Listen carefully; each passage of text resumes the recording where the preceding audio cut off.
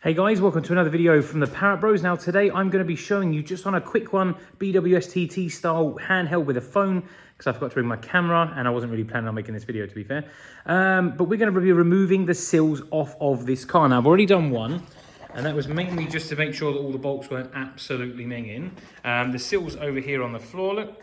But I wanted to go through step by step and show you how to remove them, the way I've always done it, and a few little tips and tricks which should make it a little bit easier for you. Now that only took me about 20 minutes.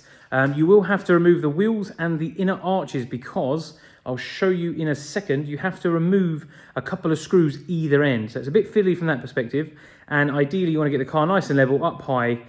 Tools wise, you only need a few torques, a pick tool, and then literally just some time to sit there and just pick it all out. But let's jump under the car and I'll show you what I'm on about.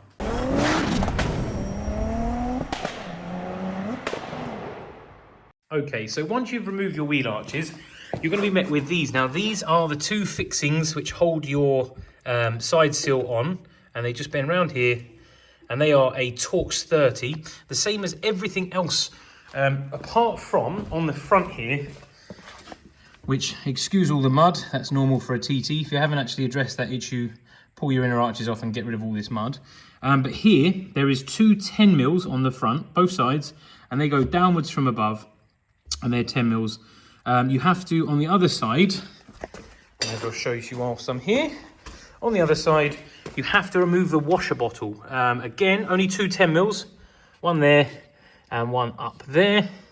You see it? And then that'll allow you to get to these two bolts. They're in quite nice condition again, loads of muddy cake. They're in easy enough to get to positions, and they're pretty clean because obviously they've had the shield behind them. Now, once you've done that, you have to remove the inner trim from here. This sill trim, which is, for those of you who don't know, one of them. Now, there's no easy way to do this. Now, I've always struggled with this a little bit because it's got double-sided tape on it, which is stuck here. As you can still see, it's still a bit tacky. And there's also like 3 clips at the back. I think 1 clip at the front, yeah. So there's 1 clip here, and then there's 3 clips here, here, and here. Now, usually I get a plastic pry tool, which I put away now. One of my plastic pry tools, put it down there, and get another one down here, and then you sort of lever this away. You may break a clip, you can get another one. It's just you've got to try and be careful with these trims, because this one actually I yanked off because I don't care. But you do have to be ginger. I mean, if you get it up a little bit, maybe get your tool in and just push all of this sticky stuff off, and then you're unlikely to damage it. Then you're left with 1, 2, 3, 4, 5, 6, 7 Torx 30s on the top there. And then that is you done from up top. Then if we go underneath the car, you will not be able to see them. So in this channel here, so if you look, that's the sill. And then in the channel here, you see these lumps? They are the bolts. Now, unfortunately, they are covered in a gummy, chewing gum-like underseal. And you can see this one's actually might come off. Yeah, so what you have to do is basically get a pick tool, and you need to get around this washer as well. That's where I found the best way of doing it. Let me go and grab some tools and I'll show you my process for this. Okay, so I'm going to try this Bryn style one-handed. So get your pick tool, and what you want to do is go inside and then pick out all of this gummy stuff. This one's a lot easier because it's at the back and it seems to be half covered anyway. And then what you want to do is just pick your way around each of the splines, just to make sure that none of that underseal is still in the nut head, because otherwise, if it is, you'll round it and you only really get one proper go at it. So just take your time, make sure it's all clear, and then what you've got to do is clean it off around the bolt head as well. So do a nice neat job, and you're just picking away at this. Now there is probably better ways of doing it if you don't want to scratch the sill, but the idea is if you're taking your sill off, it's because it's battered, so picking it out like this is not going to make any difference. And you just work that round until all that gummy stuff's off. Like I said, make sure you get it off right the way to the washer, because then when you undo it, there is literally no resistance around that washer, and that'll come off dead nice. You can do it. I wouldn't recommend doing it on a gun, but I've been doing it on a gun because I'm a bit naughty. See where my gun is. So get your gun on undo. Make sure the head goes in all the way. If it does, then you're good. And then it just guns out and it will come away. See what I mean? So make sure you get rid of all of this stuff around the washer, because if the washer's still held up really tight, the head won't pull down and then you'll end up damaging the head. And as you can see there, that is now all free and all clear. And then it will, you can see it just flexing, it will come down. So we just need to work our way along. There is 1, 2, how many are there? 1, 2, 3, 4, 5, 6, 7, 8. I think there's 8 along here. There's basically one right on the edge, and then there's one every 200 mil or something like that. So I'm going to pick my way along these, and I'll come back to you when I've done that. Okay, so now you have finished removing all of your fixings.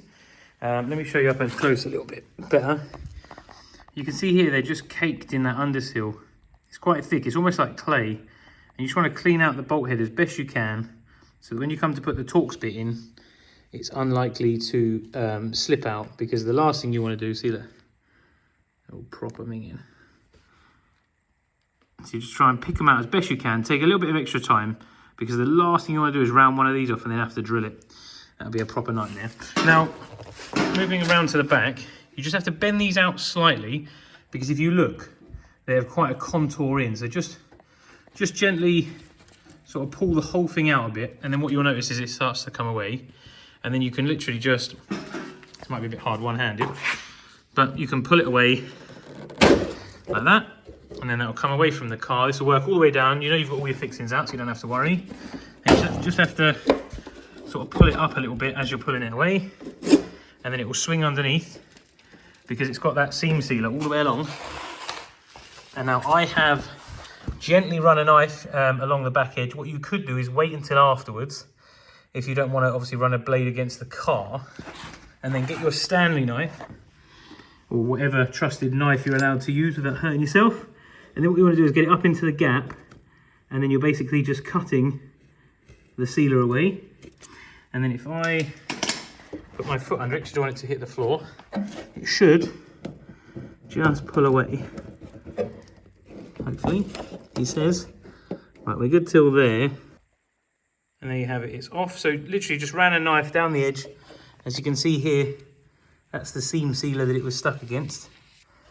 And then you can take it off and put it somewhere safe. Now be mindful, it's going to be full of mud and horrors, spiders and all sorts. So let me just rest this down, and then I'll show you a little bit around the car.